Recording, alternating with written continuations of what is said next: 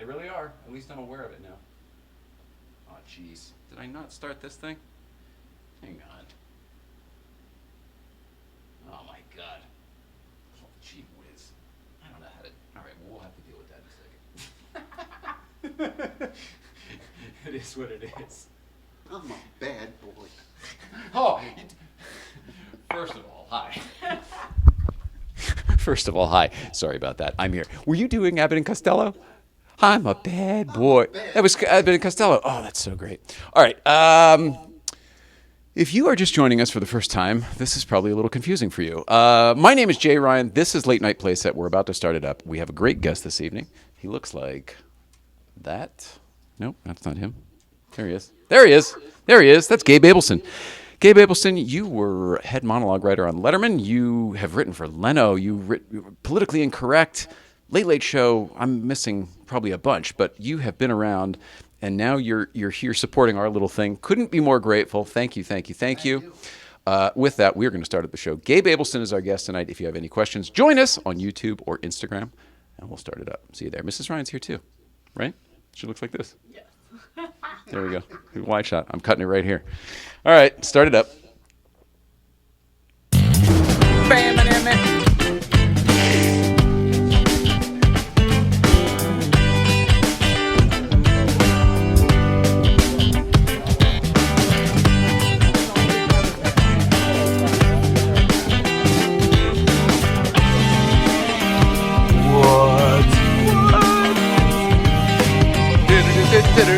You trim your beard. You look great. He did a shave. Everybody looks great.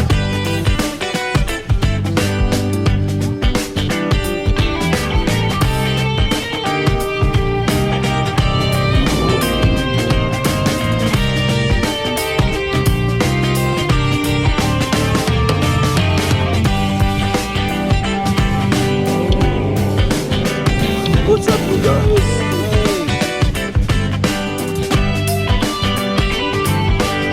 Kurt must be here.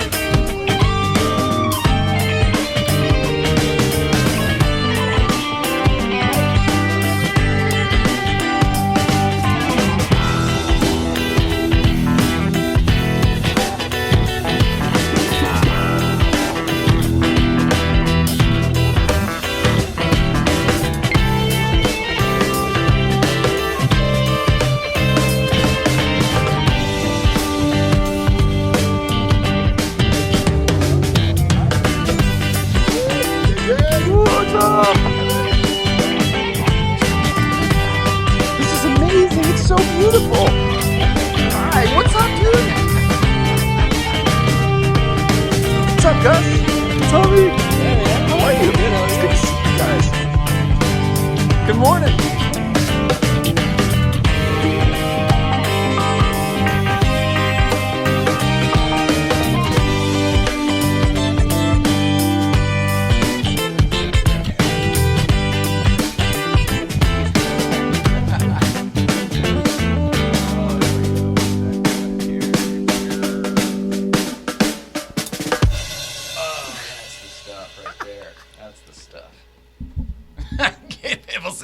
Yeah, we've gotten nuts since you were here last. Did we have the bubbles last time? I don't think you did. No, probably I don't not. even know where to start looking. Probably not. We added a lot of stuff. It's a late night wonderland in here. It's a little late night land of make believe. This is the only important part of any television studio. The set, the bubbles. This is it. The set. and the bubbles. If you can't have fountains, have bubbles. Oh, you weren't there for those years, were you, when they had the fountains? That was right before me. Oh, gosh, that's so cool. Well, we're going to talk all about that in a few minutes. But in the meantime, welcome back, welcome back, welcome back. Hello, everybody on Instagram. I'm sorry about all the confusion earlier. It is what it is. It is what it is. I'm very excited to be here now.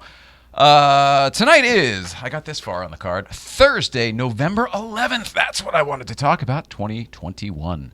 It's a magical manifestation day. And our guest is Gabe Abelson, the mentalist. He's pretty rad. Comedy writer, late night writer, mentalist. He's amazing. Pretty good. I'm just saying, he's amazing. It's a Kreskin joke. Does anybody remember Kreskin?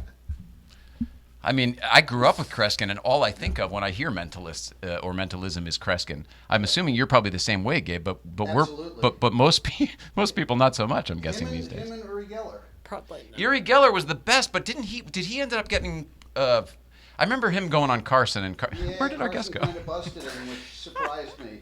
But because I don't know that he tried. I don't think he intended to. When I watched that back, I think Carson really wanted to see it happen, and I think Erie felt that Carson was a skeptic, and therefore got in his own head, is what I saw. Yeah, because Carson really made wanted to sense see me it. why Carson would do that, coming from where he came from. He wouldn't turn over another magician's hand like Right, that. It's not exactly. It's not proper. Yep. And Johnny was a gentleman in that way, certainly on air. Yeah. You've had any idea what we're talking about? Back in the day, there was a guy named Erie Geller. I'm sure he's probably still around, right? But he used to bend spoons. That was his thing. Or I bend remember silverware. you showed him to me, but like not for my own self. He would take something that wasn't even his, like a ring or something of yours, and he could like melt the metal and all sorts of weird things. He could make things. Was there a little bit of telekinesis? Couldn't he make things move? Yeah. Yep. I Pretty mean, wild. He's the Israeli police department works with him to find missing people. So apparently, Is that true? Israel. Yeah. So, and to some result, obviously, if they're still doing it. Apparently. Wow. That's kind of amazing. That's pretty awesome. I'm not saying it's real or not real. Interesting though. So with that, the amazing Gabelson is here. Maybe that could be your new Instagram handle. I'm just saying. The amazing Gabelson. Why not? He's going to be in here in a few minutes to be talking more, just like we're talking right now. But in the meantime, check him out on Instagram. Give him a follow at Gabelson, Gabelson. Is that right? That's right. Yeah. Yeah. Mm-hmm. It's a play on Gabe Abelson. It's like, why redo those letters? We've already done them. I think about that every time I see your name. 111 on the 11/11 day. People have been posting, sending me tons and tons of messages because I always post 11 and 111 and all that stuff all the time. And today's the day. I don't know what it means. YouTube is telling me there's some sort of space portal and all of a sudden the new Earth is open and all that other crazy crap. I don't know how much of that I believe, but it sounds nice. I'm on board with the logic of, or the theory of it all. Like, I want to live in that world. According to all my astrology stuff, the portal was 11/1 to 11/11. So today's the end of the sky's open. And the idea is that it's sort of like Christmas season, right? Like, you're supposed to wish for all the things you want in life for yourself and the people you care about, whatever. You're supposed to make all your prayers and manifestation intentions and wishes, etc. Is that right? Yeah. And theoretically, a guy in a big red suit comes down the chimney in a couple months and we all have a happy Christmas. That's how it goes. or maybe there's a crazy candle and 8 days and a nutso miracle in the center there. That depends on what you celebrate. But it does seem like maybe, it's the giving season's coming up. It's the giving season. We're going to be doing a tremendous amount of, I don't know what to say, tremendous amount of charity work. That sounds terrible. But like, we're doing a lot of stuff coming up that are benefits and charities and fundraisers throughout the holiday season because it's the giving season. So everyone's like, let's have a party to raise money for whatever the thing is. I love that. At least it's doing something good for everyone to play. Totally agree. I would much rather do that than we all give each other gifts that we all return and re-gift and don't care about anyway. Yeah. Just to go through the pomp and circumstance of it. Let's actually do something good. Yep. So that's fun. I didn't get to write all the stuff. I had things I thought I wanted to talk about. Maybe they'll come up as the show goes on. I really don't remember. There were some East Coast feeds that we didn't get to on Tuesday, though. Oh, we should talk about Tuesday's show. Did everyone have fun on Tuesday? It was a very weird one because I had a blast in the beginning, but then somebody asked me that question about the thing, and then it became like kind of emotional. Like the second half of the show was sort of emotional, and I was nervous about that because I don't know. It's weird when you get real on the air, and hey, I don't know where I get Canadian. Did you bring Tom Green? Did he? And Norm. We got to talk about Norm when you get in here. That was. I mean, we will. It's your show. What the hell am I talking about? Anyway, I very much enjoyed it because I felt like I felt like I had I felt like barriers were broken down between us, me, and the audience. I felt like we all got to share some real solid quality time. And that's kind of the fun thing about having the people live Gabe is just the fact that, like, oh, there's people Hello. here. You know, even though there aren't people here, there are people here. Yeah. Speaking of which, I should see if there's anyone on YouTube. Get that going, too. Perfect. A lot of sex things. You got a sex thing earlier. We did a lot of sex things the last show. Somebody wanted all sorts of all nude women. All nude. Fully, totally nude. You know the old Rodney joke about that? I saw a bar, it said topless, bottomless. I went in, there was no one there. I miss Rod. Did you ever get to see Rodney live? I knew. You knew him. Rodney, You knew yeah. him. Oh, did you work with him? I wrote a few jokes for him, and I worked with him a bunch of times. Yeah. God, that's so cool. I just saw him a few times when he would stumble into the Laugh Factory. It was like when I first moved out here, 99, early 2000s. So it was full on, like, he felt like he rolled out of bed and stumbled into the Comedy Store or the Laugh Factory. Yeah. Like, it wasn't in the bathrobe, like I've heard some of those stories of him backstage, but it was totally the pajama top kind of thing. Yep. We graduated from Hawaiian shirts to kind of just wearing house clothes. I think at that point, like, if you put anything on, it's a bonus. Oh, God, he was I'll tell you. It wasn't even his material that was so funny. It was him. It was the character that was Rodney. For me, anyway. Only know him from that movie Ladybugs with Jonathan Brandis. Where he's coaching the girls' soccer team Yep. and the kids in drag. Jonathan Brandis is the only movie I've ever seen him in. It's such a shame to me because that brings up so many fond memories because that movie is hilarious. It really is a great movie. Yep. But it's such a bummer of situations because Jonathan Brandis is wonderful in that movie, and he was such a talented kid, but then he ended up, I think he committed suicide, didn't he? I think so. When he was on that Sequest DSV show. So talented. You never know what people are going through. That's one, why I tell all my friends I love them and give them a hug every time if I can see them. And two, why you have to live like you could die today. Not tomorrow. Today, folks. It could happen today. It could happen on your way home. Nobody thinks of that. Like, oh, you could die tomorrow. Yeah. Right now. Could Any happen minute. right now. Any minute. And guess what? It's always a surprise. You almost never see it coming. Not many people wake up. Oh, I had this happen to me one time in my whole life, and I was so freaked out and convinced that I was going to die that day. I woke up first thing in the morning, super early one day, and that American Pie song was in my head. Bye bye, Miss American Pie. Yeah, this'll be the day that I die. And I was like, whoop, better tell everybody. So much for superstitions. Rod Stewart. Rodney, we're talking about Rodney Dangerfield. Carissa, well, you're hilarious. I don't know if you were serious or not, but my goodness. Rodney Dangerfield, I tell you, I get no respect. That's hilarious. Sometimes I never know what they're talking about because they have their own conversations as well. Right. So sometimes it's not even any of my business. Some guy in a 997. Are you coming to GVBC tomorrow? Because I have news on the Cars and Comedy situation, and I want to share, and it's really good, and I'm really excited about it. I had a great call today. In fact, I was on the phone all fucking day today. Excuse my language. I heard you. I can't stand being on the phone ever. I started by texting him at 7:30 in the morning, so he called me straight at 9. the moment it's like acceptable to call. So we started together, and then it was just work stuff all day long. Great things, but like, That's a lot. it takes a lot out of me to be on the phone. I'm not good on the phone.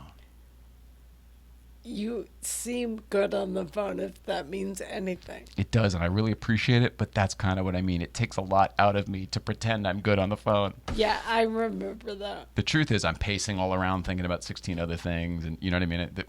Feeding the cat, doing all the house chores and everything else.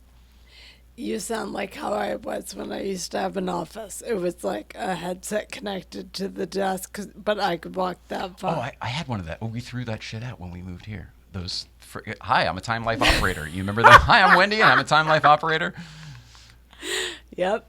It was like that, and I just... Nobody would get... You're the only audience of one right here is the only one who even gets that joke. Do you remember those Time Life operators? Oh, of course, with the headset. There was Yes! the Britney Spears headset. Yeah. Right, so nowadays I'd have to say Britney Spears, but even that's a 20-year-old reference. Yeah. 23 years old? Gee whiz. Oh, Christ. When did I become the old guy on the internet? World. Forever Young. I love that movie, Forever Young, Carissable. The great J.J. Abrams actually wrote that. Most people don't know because he wasn't famous yet. I did not know that. Or at least did a pass, but he's got the credit. Yeah, he's got the credit. Another one too. Another one of my favorites from the same time frame. Harrison Ford, where he gets shot in the head and becomes a better person. Great. Regarding Henry. Regarding Henry. Also him. Great. Wow. That's him. J.J. Abrams, yeah, and people it's him so nowadays good. from Lost and Star Wars and everything else. I forget he took over the Star Trek, Star Wars. But back in the day, yeah. Oh, and also Armageddon. He did a pass on Armageddon. He did. Mm-hmm. I was just about to say he does really deep writing, so I can pick like 2 scenes of my Armageddon. But I was going to say, I bet he brought the smart to that movie. Because that smart, of all of those movies, there is a lot of technical mumbo jumbo that makes sense in there. Yeah. And he's got the brain for that. He's so smart. He was so smart then, and he was so stinking nice. I don't know why we're talking about J.J. Abrams. It was not intentional. Not intentional. Forever Young. That's how it started. Thanks a lot, Carissable. Get Jay on a tangent and woo! Blow your whistle. Gee whiz. Alejandro Garcia is here. Andrew J. Donnelly. Brian Esquire. Mm-hmm. Some new people. Some new people, and they brought their lawyers. Holy crap.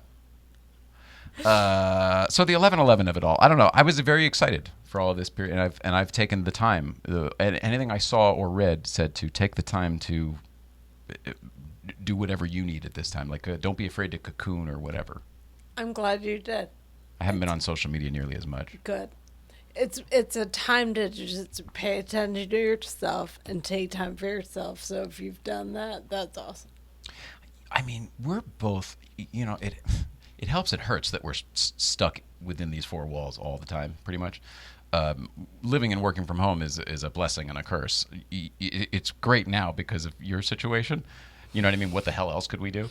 But you do sort of lose concept of like stuff.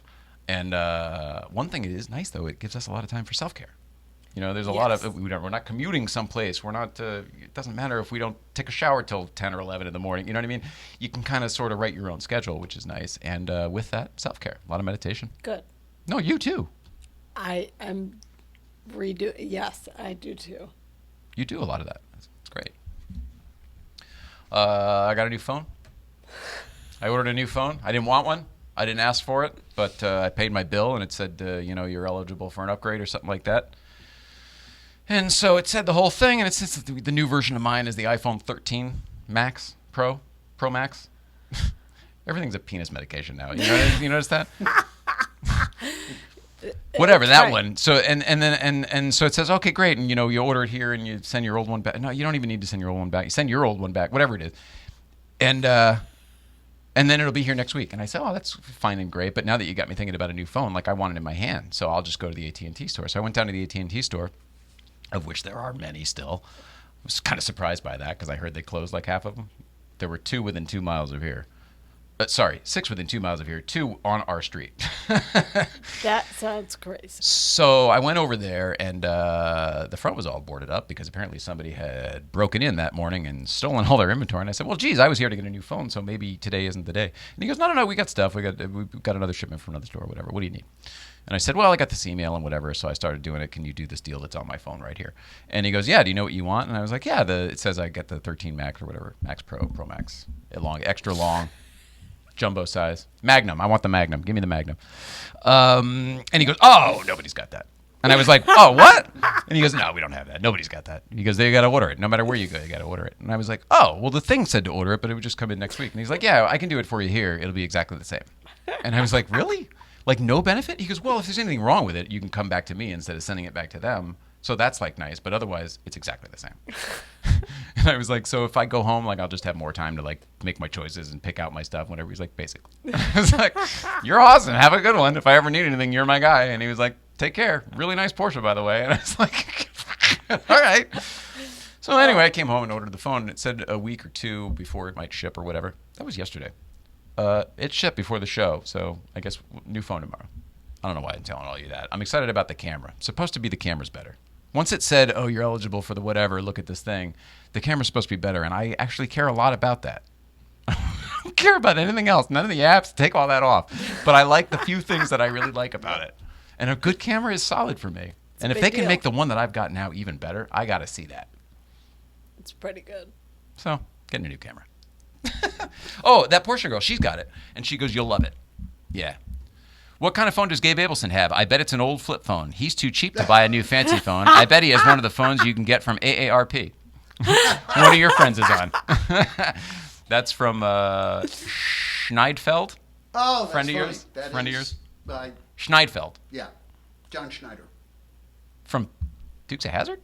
No, Oh. different. Bo Duke? That would be amazing. Well, Bo Duke watches our show? He's still amazing, but I Is he a can't mentalist? give up his anonymity now. Oh, we can't. Oh, shit. I don't Okay. think so. Probably not. Is he a friend of yours, though? Yeah, Okay. he's a producer, manager. Oh, very cool. Well, Yeah. I hope you like what we're doing here because we're looking for a manager. Me too. That's all I care about, says Carissable. Do headshots from you when you get the 13. Oh, I'll do that for you now, brother. I hide it, but I'm actually a really good photographer. My dad was a professional commercial photographer. He shot for his company shot for General Foods and stuff, like Kraft. He did Snuggle. He did major stuff. In fact, I every year I forget what anniversary it is, but whenever it pops up on my Facebook memory, I like to post that picture where he was shooting. It was a cigarette ad, which is ironic because he died of lung cancer from smoking. But it was shooting a cigarette ad, and it was a man and a woman, and whatever the fucking is scene or whatever. And but the male model didn't show up. The guy didn't show up, so it's just the girl and whatever. And instead of shooting it because it was whatever they had set up, it didn't make sense. My dad did it, so he stood in and shot the ad, and it went. It was national. For Newport cigarettes. Remember Newport cigarettes? Yeah, I love stories like that. I love that he was one of those guys that thought outside the box to do that. Yeah, it's one of the reasons my connection to Jeff Zwart doesn't make sense to other people. Like the fact that I admire him so much, and I to the point where I don't want to talk to him because he's on a pedestal for me. Because my dad died when I was 18, and they're similar. Jeff Zwart is far more accomplished than my dad ever was, but they did the same type of work, and they had the same type of eye and same type of general frequency, vibration, whatever it is. Gestalt. Yeah, whatever that is. Whatever that It is. seemed right. But do you know what I mean? Just the way someone carries themselves, whatever that is. Je ne sais quoi. All right, I've talked enough. How are you feeling today? I know the answer, but tell everybody else what's going on with you. Fine from the waist up. Are you fine from the waist up? I'm very disconnected the last couple of days, and I finally have tightened it up. So Tradecraft Thursday, totally forgot. This is your one from the other day. It's Thanks. still Skywalker OG. it's a good one. And that is the Deep Space. Mood is Deep Space from the Sticky Vape Premium Cannabis Oil Company. And in case you have forgotten, I want to remind you that Sticky Vape moved in across the street over there downtown in the Arts District, and they couldn't be happier. So by all means, go check out Sticky Vape as well as Tradecraft Farms, their parent company, and go support our sponsors because they keep her running, quite frankly. If you didn't have this type of medicine, I don't know what you would be doing. I mean, would you just be like she's a claw? You just turn into how would it be for you? Like claw's a good description, but Like you seize up? Oil can! yeah, Oil can! I get really tight. You know the Ann Geddes photos, the babies that are all folded over? I'm just like that, but compact and hard. So Rigid. That's the word. Yeah. Yeah. It's not fun. No, that's not fun. So, again, the smile and the laughter. Jay stopped at GVBC to take a pic because it was ROGBIV. Holy crap. Go ahead. Tell me what that means. Jay stopped a GVBC to take a pic because it was RO. I can't figure it out. Help me. Oh, he's right. He's right. You're exactly right. But he's trying to say red RGB. It was all the primaries, including all right. So red. He did orange, I think. I don't know if there was orange in it, but yellow, green, blue, and there was black and white too. No, you're totally right. I posted that the other day. I love that photo. And the blue happens to be a Honda Fit, and I don't care. Nobody cares. It's great. Talk about the sponsors and get Gabe in here. Yeah. Can we do that? Okay. Yap. Sorry. Yap.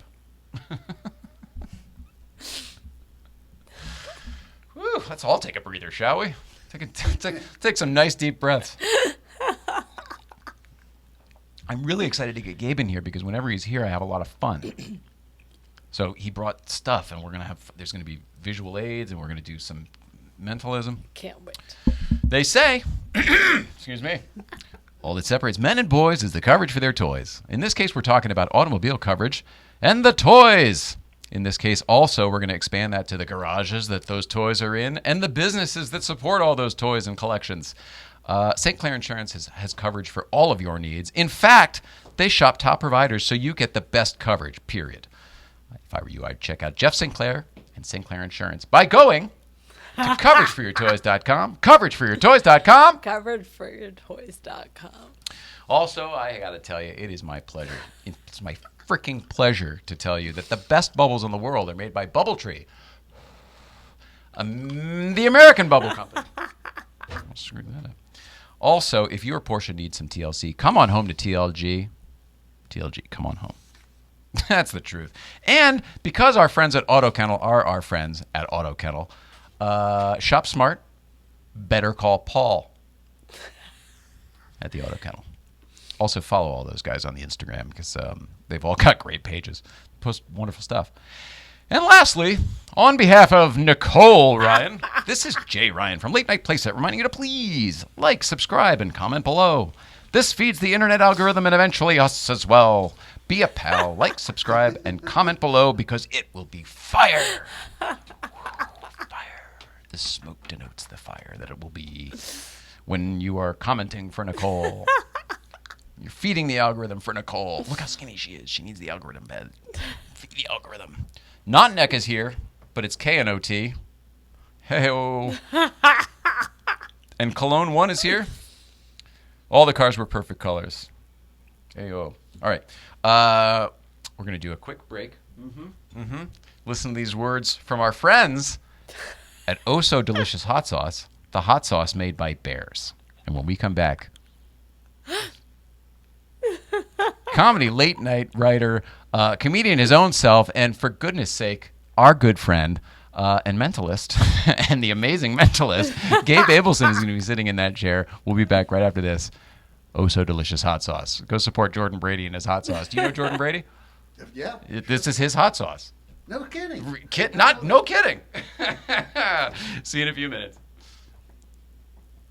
Oh, so delicious. It's the hot sauce made by bears. Garlic and serrano mixed with love and care. You can put it on your eggs, pour it on your rice. It's great on a leg, it's better on a slice. It's oh so delicious. It's the hot sauce made by bears. Okay. Oh, so delicious hot sauce. Great on everything except oatmeal. Get your bottle today at ohsodelicious.org. $1 from every bottle sold goes to the National Military Family Association. What are you driving today? 63 356B. Yeah, I say that after the bubble. Hey, 111. What are you driving today? Here we go.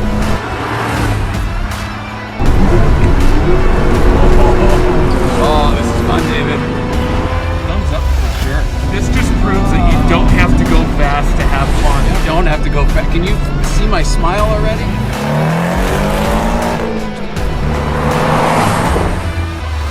Okay, I'm impressed. You don't need to stick it. He's already got it. My car's going to feel slow as balls after this, I'll tell you that. Pedal down. Yeah, baby.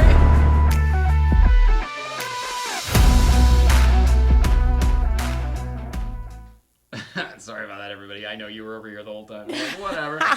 Oh, my gosh. I'm just looking at the Instagram audience. They're like, we can see you.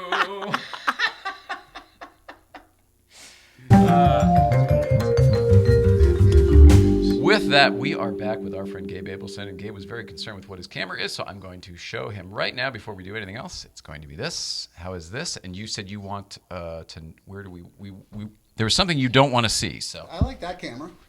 And that that camera is the one that's on. And Yep. I was just admiring my profile. Okay. But you wanted to. That's fine. That's good. It's okay? I like that camera. It's perfect. All right. We'll get this out of here so we can see each other. Oh, you didn't have to redecorate. We'll hang out over here.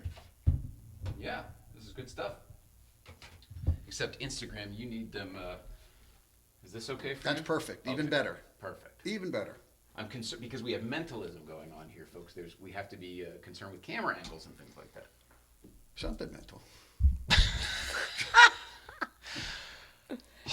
All right. My good friend Gabe Abelson is here. Gabe Abelson, everybody. Welcome, Gabe Abelson. Thank you. Hello, my friend. Thanks, Welcome Jay back, and brother. Nicole. So good to see both of you. I would have tried to shake his hand, but he said not to because he wants to play a game up front. So let me get rid of this echo, and now we are. Oh, here we go. When you need a microphone. A mic. Yeah.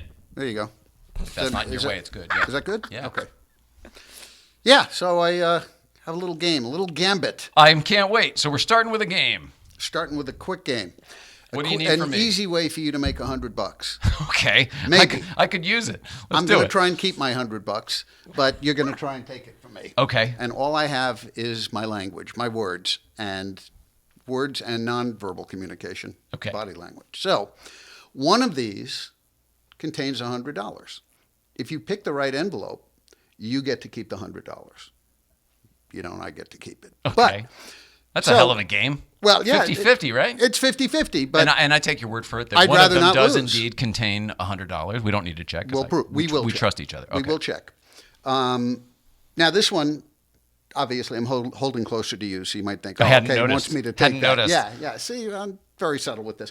But it's that way intentionally, potentially, maybe not. It could be in here. It could be in here. Maybe it is in here, and I'm making it so obvious because I know you're not going to pick that. Inconceivable. But I That's thought what of I'm that too. imagining. You think that I think? Yes. Inconceivable. Yeah. Wallace Shawn, the great Wallace Shawn. The great Wallace Shawn. My dinner with Andre. I saw that the other day for the first time in like 30 years. I haven't seen it since back then, since the 90s or Unbelievable. whatever. Is it still Yeah. good? Yeah, it still holds up. That's Yep. great. Back to your game. So back to the game. One of these contains $100. You will be able to inspect both. And one of them does. Yeah, I know. Surprising. Whoa. And one of them does not. So do you want this one or do you want this one? I don't know. Do I have to Like pick I said, right now? It's 50-50. Yeah. Boy, it's tough. I guess I would go with this one. I'll give you one opportunity to change your mind. I'm not going to take it. This is the one you want. Yeah. Without a doubt. Yeah. Okay, so take that. Okay. And make sure I don't change anything. I'm holding this right here. Take out the contents. And what does it say? You should have picked the other envelope. That's the one with the $100. Watch. Going in carefully. $100. Oh, I see it. Plain Empty. as day. Empty. Plain as day. Yeah. That's amazing. I get to keep it. That's amazing. That's amazing. It's So amazing and a little obnoxious as well. not to me. Not to me. I love it. Now, you probably take this back too, even though I think that's a cool souvenir for the person who didn't get the $100 to have. But is that the type of thing where, like, how much of that is this human behavior? Is it based on, or are there so many factors that you can't even put it down on one thing? I'm curious if. What that struck me as the fact that I'm going to rewind everything. You want me to collect my thoughts and before I speak? Sure, I'm going to do that. That reminded me of Let's Make a Deal. And the beauty Yes. of Let's Make a Deal was that there was a mathematic equation to it where if I give you an option and then I give you a chance to change that option, like human behavior supposedly would then usually go with I'm going to change that option because you gave me another choice. Is there any truth to that? Or This is something we could talk the rest of the show about and Okay. still not settle. Okay. One of the most famous problems is called the Monty Hall problem. Let's make a deal problem. It's a statistical thing. And what's so interesting is even top mathematicians disagree about this. Monty Hall shows you 3 doors. Behind one, there's a car. There are donkeys behind the other 2. So you say door number 3. So he has to say to you, would you like to change your mind to another door? So the question is, do you increase your odds by changing That's or sticking right. with the one you have? And like I said, even mathematicians disagree on this. My instinct is that if you change, you're more likely to win because you're more likely to lose in 1 out of 3. So now you're narrowing it down each yes, time. but a lot of mathematicians will say, no, the odds don't change. They are what they are. So you're just as likely to get because it the because first they time. don't expose the first one. It's not really. It doesn't Exactly. actually go to 3-2, right? It Right. doesn't actually. The odds don't actually change. In fact, they would increase, don't they? Multiply? You Or would this think is so. The, this You would is think the theory so. that people argue. So one illustration is, think of it as 100 doors, and behind one of them is a new car. So if you say door 72, are you going to be more likely to switch? Then it seems more obvious that you probably would be more likely to win it if you switched. yeah, So it's the same thing except with more doors. An interesting problem because it seemingly it seems so simple. seems so simple. It's amazing how that game show, that 3-door game show formatting really still works to this day. I mean, Price is Right is still the same thing, even Yeah. though it's not options. They do actually. Some of the games are exactly that, where you do actually have to do the same thing. Yep. Let's Make a Deal is on the air still though, or again, isn't it? It was. I don't know if it still is. It might be. Yeah, Not sure. Fremantle. I think it's Fremantle, Yeah. now. Fremantle. Wow. That was a Wayne big Brady buy. was doing it for a while. Yeah. Yep. Monty Hall for me though. Do you still watch old television? Like we watch YouTube and watch old television on YouTube because it's what's comforting to us. Yeah. old yeah. fogies. I watch a lot of stuff, especially a lot of old Tonight shows, a lot of old Carson shows. Same, and that Yeah. Don Giller's got the old Letterman channel, Yes. which is just amazing. Yep. Do you spend any time there? Yes, I do. That's a And in rabbit fact, hole for I've been me. Meaning to contact him. We've never spoken. I would love to talk to him sometime. He would love to talk to you, and I'm sure he'll return your own thing. But if you need an invite or an invite, if you need an intro, I'd be more than happy to make it. He's doing more than he's ever done before. Not to make this about that, but like the content he's putting up is just amazing now, and he's got the support of everybody from Worldwide Pants and beyond, even Carson or Jeff Sotzing or whatever the Carson production is. Yeah, I guess he has a lot of stuff CBS does not. Apparently. Yeah. Apparently. Isn't that funny how the fan eventually becomes the library, the lending library to. He was, what do you call it? When you get to subpoenaed? He was subpoenaed during when Trump was still in office, during the whole. There was something that apparently they talked about on Letterman, or somebody talked about on Letterman about Trump and whatever the fuck. They went to him to get the footage for the trial, and he had to. Wow. He didn't have. Whatever. He chose to simply. I don't know. Play by the rules. I don't know. Cooperate is probably the best word. Yeah. It's fascinating. The turn of things. I feel really old, but somehow the relevance is not waning. Like Letterman hasn't gone away, even though he's not on the air anymore. Nope. Leno hasn't gone away, even though he's not on the air anymore. No. Everyone's still talking about how those guys in that generation, everyone misses it. Jay's as visible as ever, and he's got the new You Bet Your Life coming up. Yeah. Yep. Have you seen any of those? I have not. Perfect gig for him, though. Agree, except that schedule blew. Oh, he was telling me. Six a Yeah, day for day. 12 weeks. Yeah, which is pretty standard, actually, for game shows. Oh, But that's it's way killer more for the than I host. remember, yeah. Yeah. I guess that's the syndicated thing. You just got to blow them all out as often as quickly as possible. But Kira Sultanovich was with him, and Kevin Eubanks too. So he had the whole band back together. It was kind of cool. Yeah. You've known Jay for a long time. Since 2004. Was that when you started working on the show? On the Tonight Show. Yeah. Is that how'd you get the job then? Just I had actually just. Oops, did I? no, it's Well, on that's Lazy Susan. Kind You of move fun. that wherever you want it. That's nice. I can Adjust it live. Can I check my email? Yeah. What happened was I had just created a show, a pilot that I didn't know would go to air. But then not only did it go to air, it lasted 6 seasons. Mind of Mencia. With Carlos Mencia. Co-created that with Morty. Oh, my- With Morty. no Worked with Morty on shit. that. And so while just as that was greenlit, I got a call from the Tonight Show asking if I wanted to, do a gig there. And it was, how do you say no? So I said yes to the Tonight Show? No, I don't think you do say no. Yeah, I don't think you can. Yeah. I mean, yeah. If you're in this business, that's still something. Yeah. Yeah. Do you watch the Fallon one? Sure. Yeah, me too. Mm-hmm. I enjoy it. Yeah. I see what people are saying. I see what critics say, but I still find it very, very palatable and enjoyable.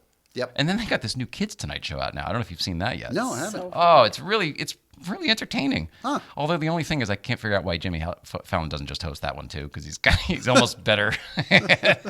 He was the first guest and he kind of took over, and I was like, this is really fun with Jimmy Fallon. Mm-hmm. But yeah, they started a Kids Tonight show across the hall in our old Studio 6A, the old Letterman studio, and Conan studio. That's very cool. Yeah, I think Jimmy, I really give him props for figuring out how to hold the Tonight Show audience, using all his talents, his acting talent, musical talent, impressions, all of that stuff. I think because The Tonight Show has always been an older audience, I think making it sort of a throwback variety show makes it more appealing than, because as much as the whole Dave thing, I think if Dave had taken over The Tonight Show, it still would have been the Letterman show. Yeah, I agree with that. Yeah. Well, when he used to guest host the Tonight Show, it was a totally different tone. We're sitting at the same set, and there's Doc and there's Freddie, but like it was such a different tone. Yeah.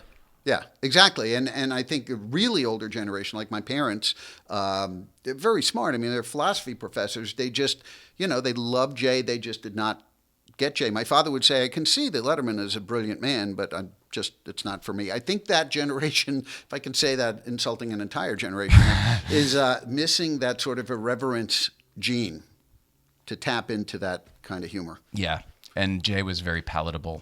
Right. Yeah. As is Jimmy. Very much so. Yeah. It's interesting. It's interesting to watch everybody do their own take on it, especially now that there are so many. This is like a resurgence of the 90s. Remember 90s when everybody there was a daytime show, everybody had a nighttime show, CNBC became the talk show network, all of that crazy shit. Yep. I feel like because of podcasts and then cable and the internet, streamers, everything else, I feel like we're in that again, where you want a show, everybody gets a show. Who wants a show? And some of them are really good, and some of them are just like, wow, well, this is interesting because they're really talented, but like it's just not the medium for them, Yeah.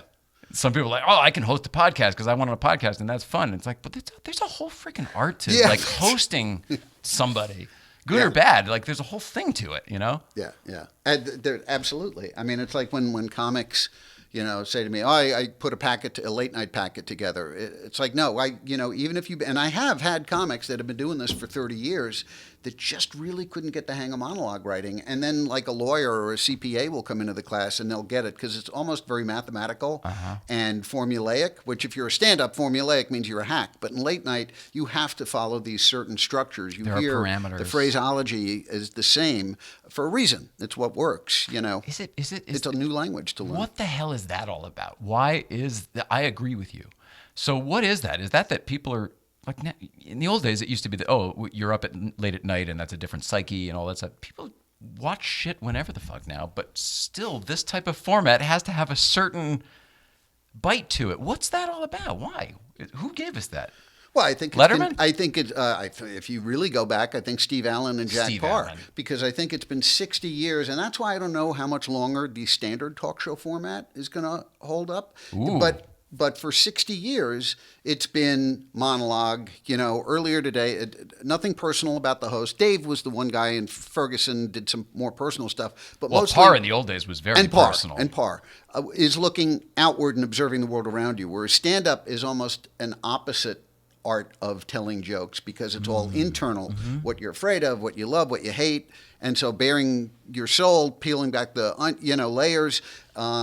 So one is very internal, the other is external, and stand up. There's no rules, no structure, and there shouldn't be. But late night is learning a whole new language, even if you're a stand up. That is so wild. I don't think of it in my own right or on my own. And you teach a class. You not. You not only teach a class, you are like the guy who teaches the class on this type of writing. So you're obviously way more versed than most people, even that do it professionally. You teach people how to do it. You educate people how to do it and the nuance of it all. What the hell do you know that other people don't? How did you?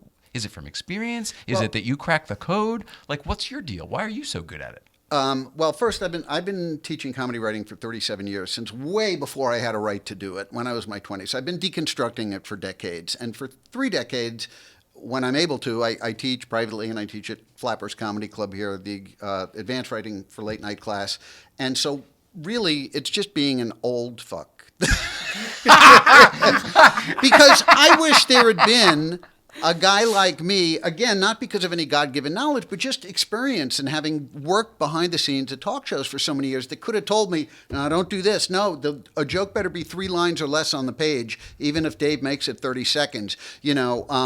put the essential information at the end of the setup. Don't say, President Biden met with Kim Jong-un earlier today at the Imperial Palace. No. Earlier today today at the Imperial Palace, Yep, because the essential information has to come last, because the punch word has to come at the very end of the punchline. It's got to be like going up the roller coaster and then the bottom has to drop down. And the problem is a lot of people that do this, that are comics especially, we're used to trying to write funny punchlines. And that's not the way to write late night, is to make yourself not try and write funny punchlines, but to find associations between what Joe Toplin calls handles, which are, can I give an example? Please. Quick example? Oh, Okay. my God. Please. So I this need to is learn from you. This is a joke that Letterman did, and I apologize for it because we all feel bad about the Monica jokes, but I use this because it illustrates. Must be a Lewinsky. the Lewinsky's procedure. coming up. Lewinsky's coming up.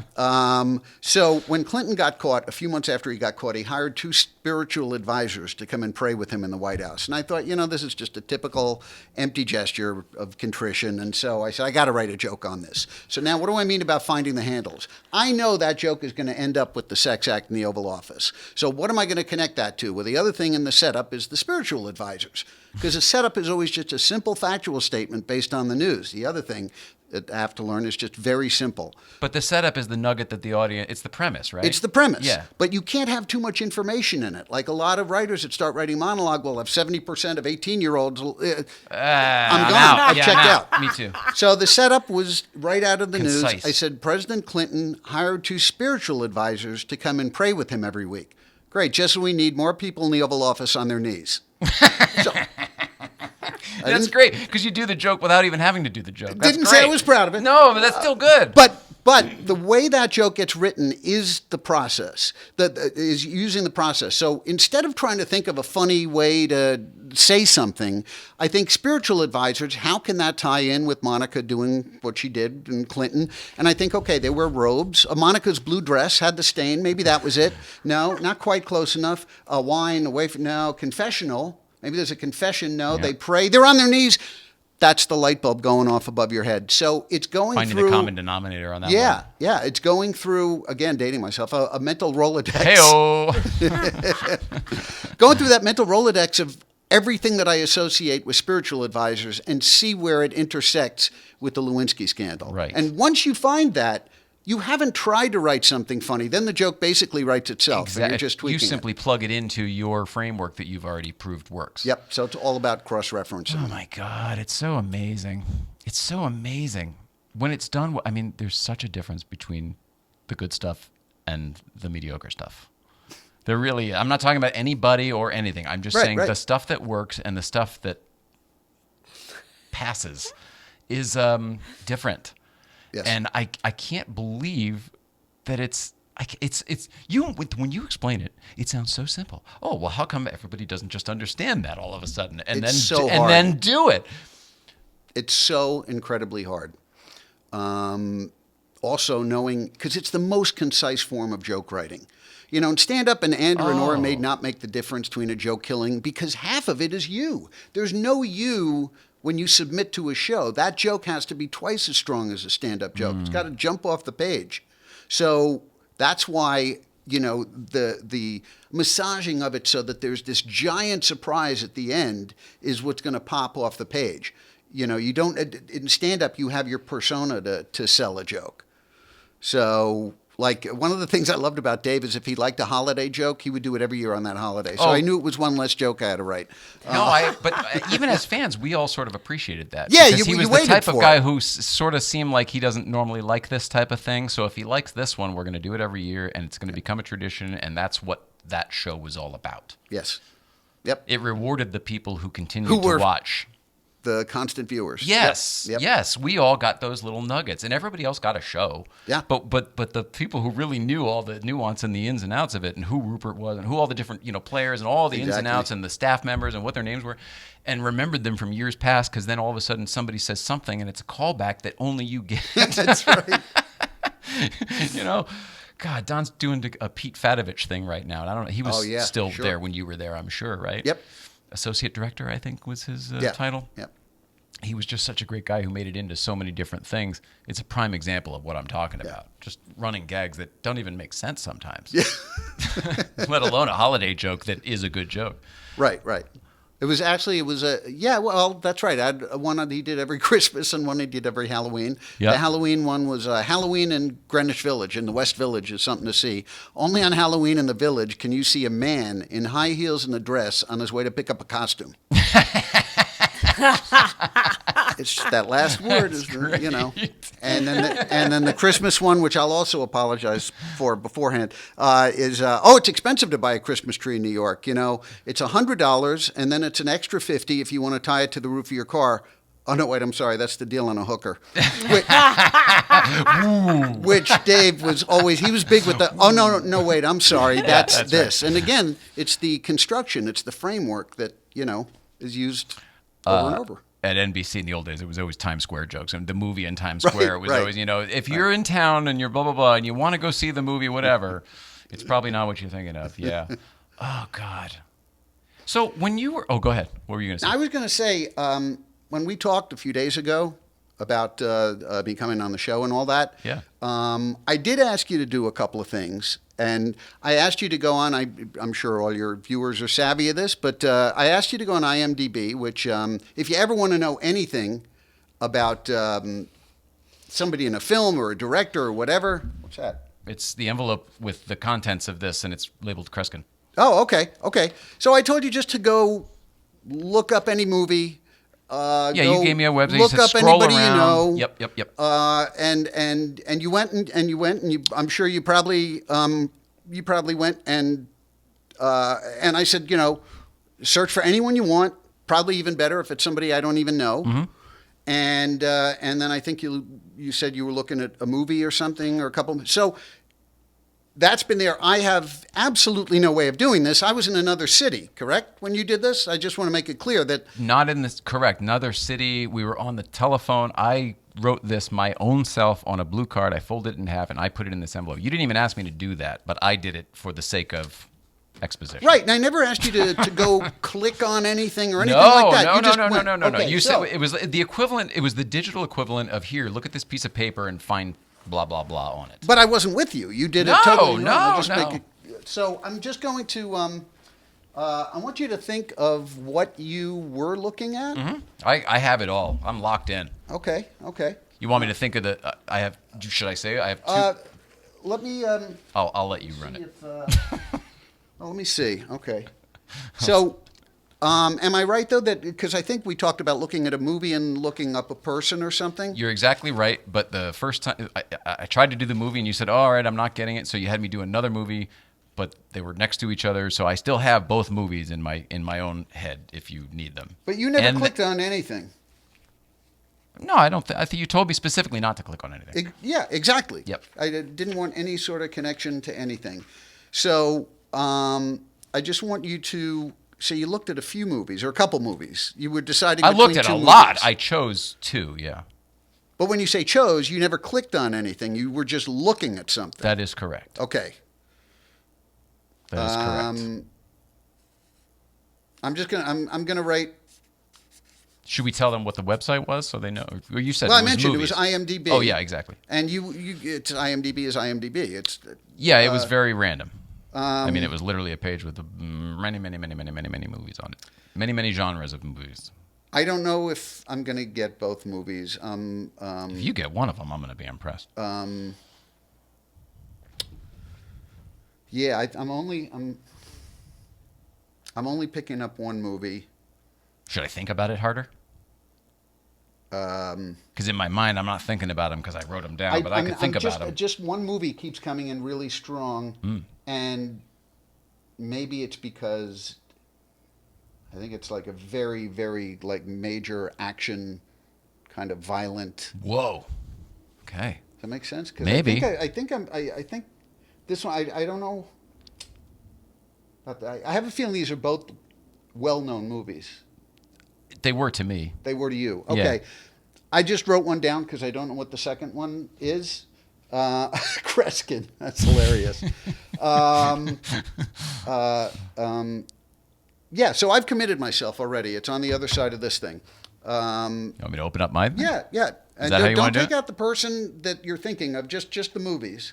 Well, Do you have it's that on all the- written on one card. it's all written on one So why don't we do it and then I'll Okay, open so it to I'm just gonna, prove that then I'm not going lying. to take this and leave it with you. Oh, I get this. Yeah. All right. Um, Should I put it down there with that other trash from earlier? just Or we there. c- oh, there. okay. There was good. There was leave it right good. here.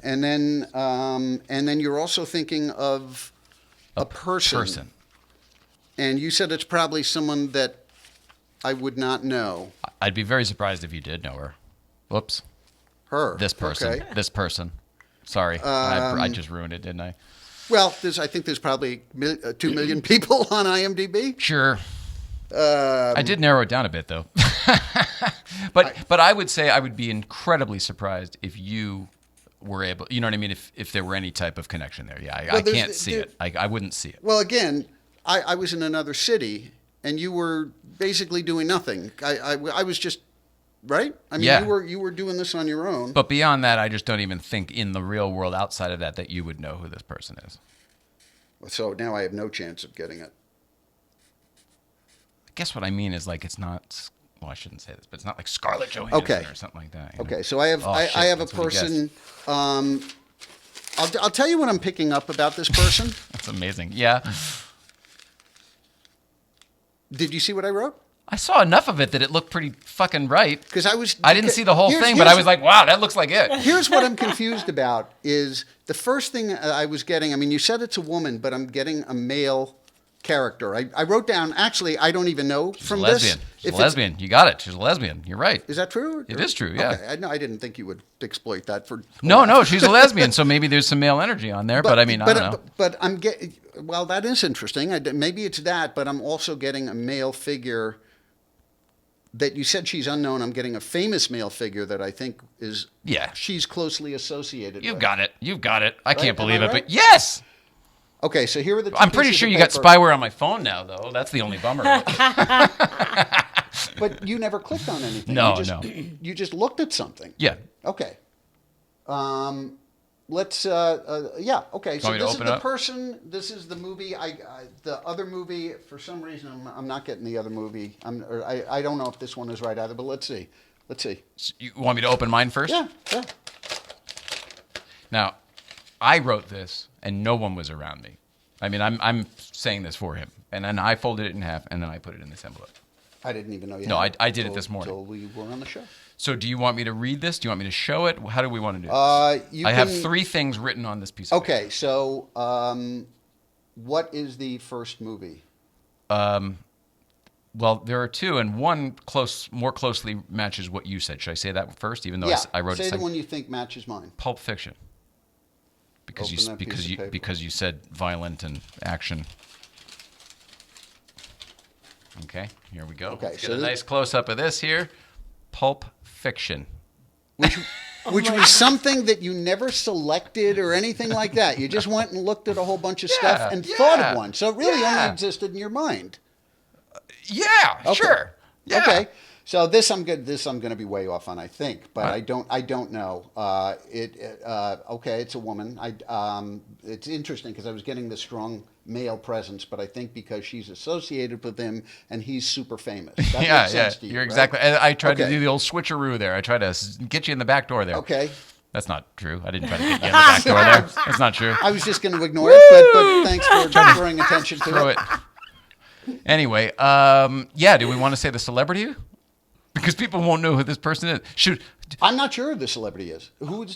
Oh, that's amazing. Well, what's the woman? Her name is Kali Londano, and with a little I put the tilde over there, but it doesn't have to be there. So Kali Londano. You put that there.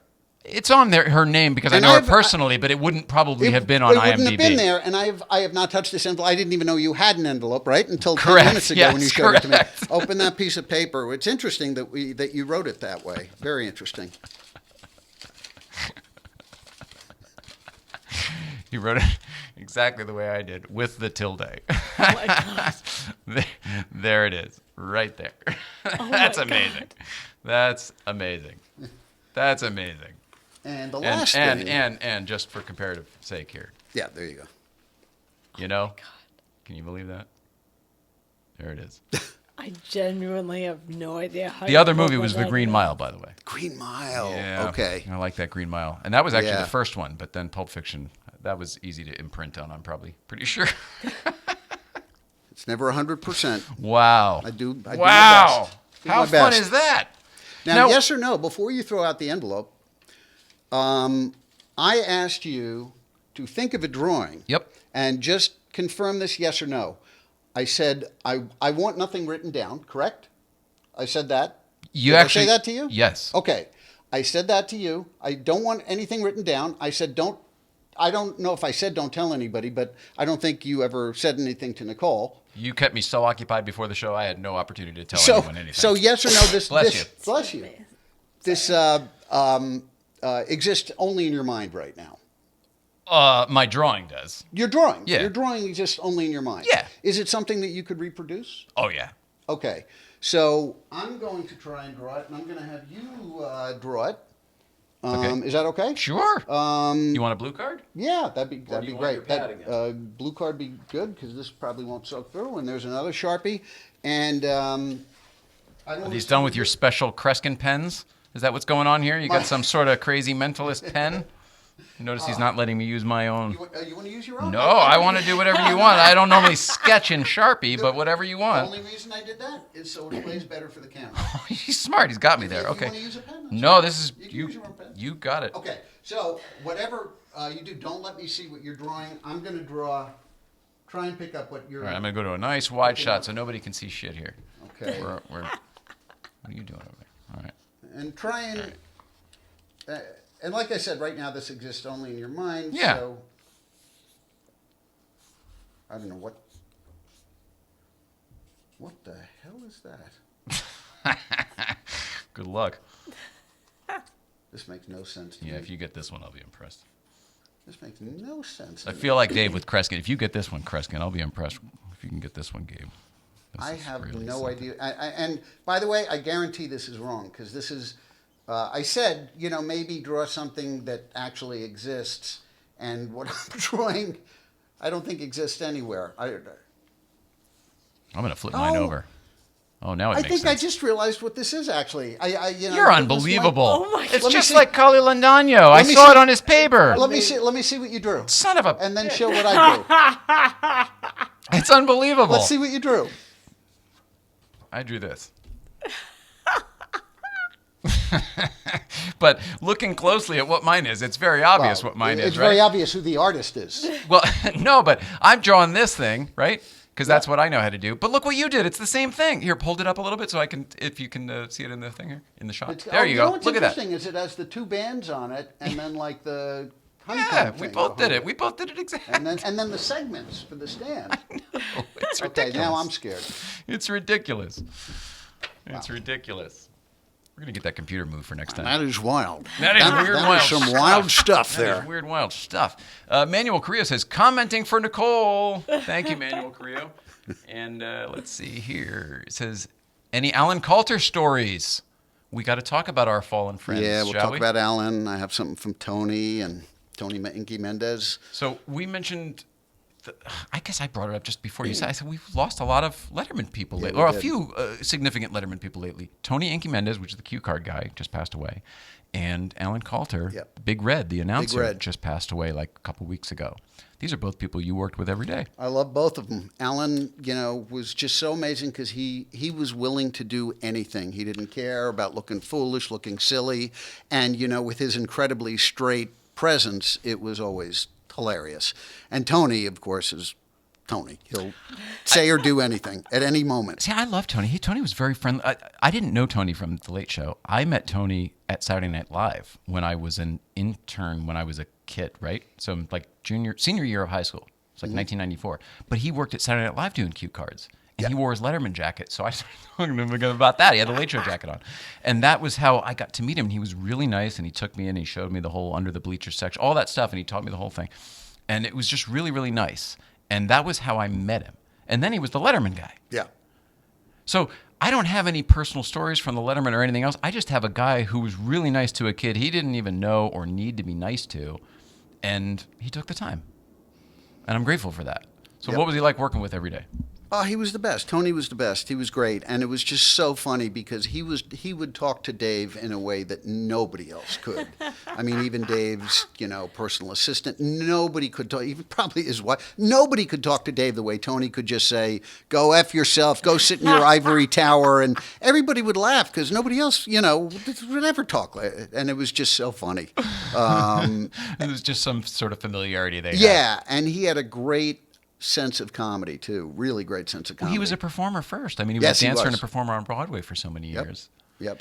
Now I heard that Dave inherited Tony because I can't remember his name right now. Marty. Marty was actually Tony's partner, Yes. and Marty passed away of AIDS. Yes. Right around the same time the show was switching. Yep. And Dave gave him the job. That's unbelievable to me. That Yeah. says so much about Dave to me. Yep. When you told me that, I was blown away. Like, it just is the coolest, terrific. Because nobody would know that. It's nobody's business, Right. and that show's tight knit more than any other, which is already tight knit. All right, Big Red, Alan Coulter stories. That was the question. I don't really have an Alan story other than, he was just super friendly and willing to do whatever the script said, whatever it called for, Don Gillard just put up one of those, his retrospective of all the stuff, Yeah. and it's So amazing. funny. There's so much stuff, and he was, like you said, so committed. He was 100% in 100%. every single thing. Yeah. Whenever I would drive into the city, because I loved the Late Show and whatever so much, I would always come in the 56th Street, and then I would drive down Broadway underneath the Marquee, and then I would go to wherever I was going, like NBC or whatever, cut over to 40th Street. I don't know how many times I saw Alan walking to the theater from, like, I guess probably the subway station over there by 56th Street, walking down Broadway to go underneath the Marquee to see the people and get recognized and everything. And I would always honk and I would always wave, and he's like, "Hey, there he goes." He would always do his thing as if, you know what I mean? And I don't know, he was like part of New York in a weird way, Yeah. just like Dave was. Except Alan was on the streets, like talking to people, you know, And that shaking hands, baritone voice. Oh yeah, and the flaming The red flaming hair, red hair. and the whole bit, and he great posture, and he was Yeah. just that guy. He was an old school freaking showman in a weird way. He was an old school announcer. Yep. Man, that's so cool to me. That's not even, like, nobody even does that anymore. Spike was on the show not too long ago, and he was talking about, we both, started at 30 Rock, and that was such a cool building. But he asked me, and I didn't even remember this or remember seeing it, but he asked me, because he remembers the old NBC announcers lounge, like on the mezzanine or the second floor, where they would all just hang out and smoking cigarettes and drinking and whatever else, where they were just, because, they were on the clock all day. They would do different recordings at different times throughout the building. Right. We're talking about Bill Wendell. We're talking about Don Pardo, all the greats. And it's something I wish I could have been a part of because that doesn't exist anymore. Yeah, I didn't even know of that. I mean, I hadn't, the only NBC gig I've done was out here, so I did not know about the Announcers Lounge, but that's pretty. Must have been so cool. That's In pretty that cool. building that was an antenna to the world, Yep. Yeah. Man, what made you get into this business?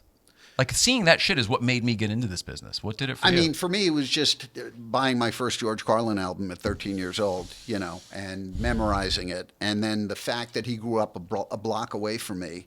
And his mom used to sit down on I lived in this sort of development where there were benches there, park benches. She was already in her late 80s, I think, and I was a little kid, but she used to tell me stories about her son, George. And once I was old enough to realize, oh my God, that's George Carlin's mother. Over the years in stand-up, I'd worked with all his contemporaries, with Robert Klein and Brenner and all these people, but I'd never gotten to work with Carlin. I'd never met him. And so I wrote him a letter at some point. Because I did Caroline's Comedy Hour for A&E. I used to love that show, yeah. Yeah, I did it 3 times, Because I was a I kid. think. We both did because we were trying to suck up all this stuff, Yeah. Yeah, I did one with Damon Wayans. I think I did another one with Bill Hicks. It was pretty cool. That show was on for years. I loved it. Yeah. Years. And so the executive producer had just done something with Carlin. And so I said, I've never written a letter to anybody or any sort of fan thing, but I really would love to tell him that I knew his mom and so forth. She said, well, I'll give you, I can't give you his phone number, but I'll give you a post office box, whatever. So I actually wrote him a letter, and I mentioned a couple things that you would only know if you knew his mom, because I didn't want him to think this is just some, idiot writing, when in fact it was an idiot writing. So, so you want to get inside a little bit. You want to show him it's not just a Talk straight about some fan places letter. in the neighborhood that I knew he There you hung go. out at, that I hung out at. And so I wrote it to him, and I just kind of forgot about it. And then a couple months later, my ex-wife came running into my office and said, "Gabe, George Carlin's on the phone." I was, On the phone? "What? On the phone?" And so Got it your was letter George. and called you. I know. I put my number. I didn't think he'd call No. me. No, but he called me. Maybe and get a headshot back or something. I wouldn't expect anything. You send it off not expecting anything back, right? I didn't expect anything. No, and I had at that point forgotten. And so he called, and we talked for about 2 hours about his mom, about it growing up, Corpus Christi, the school he went to, and How old are you at that point? well, now this was like close to my time at Letterman. I was already in my early 30s. So I you're think. already in comedy. You're already writing. So you have something to talk to George Carlin. Oh yeah, that's what I'm saying. I had worked with all his contemporaries over the years. Well, not prior, but I'd worked with all the other guys, and One of my things that I get so excited about is that Carlin's actually been in those chairs. You know what I mean? Like he Yeah. was still alive to have been on this show a couple times in those chairs. To me, it's so cool. Richard Pryor never made it. Yeah. Anyway, go ahead. Sorry. yeah. No. So It's huge to me too. I'm saying the gravity is huge to me also. Absolutely. And it came kind of full circle because when I was at Letterman, he was on one of the shows.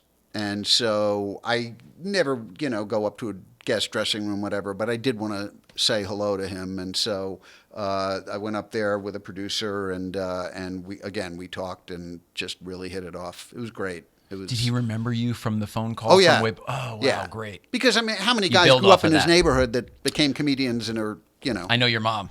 yeah. Yeah, that's weird. Yeah. Although now, how many people in the neighborhood became comedians? Well, about half the building, actually. Yeah, right? How many of them have podcasts? How many aren't doing stand-up? That's the trickier question. Oh, my gosh. Yeah. And I have I did bring a little souvenir of Tony Mendez, of our friend. I'm really excited to see it. I saw what it was, but I didn't see, obviously, what the content is. Okay, so I have Did you see this? No. Oh, okay. All right. He walked in with it, so I couldn't not see it. I'm I going had to to go to bring the it because it was a little piece of TV history. When Dave had his heart surgery, it was terrifying for him, obviously, most of all. It was also so sudden, right? Because It there was was- no prep for that. It Well, was like, it was sudden, but his father passed away in his 50s of heart disease. And the thing about Dave, though, I'm sure unlike anybody in the previous generation, he was a fitness maniac, a runner.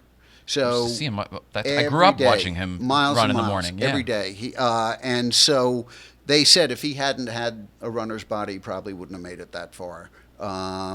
He would run around the building at NBC. I mean, he was Yeah. he would run, period. He probably did it at CBS too, He I'm would guessing. when he had a place down in the village.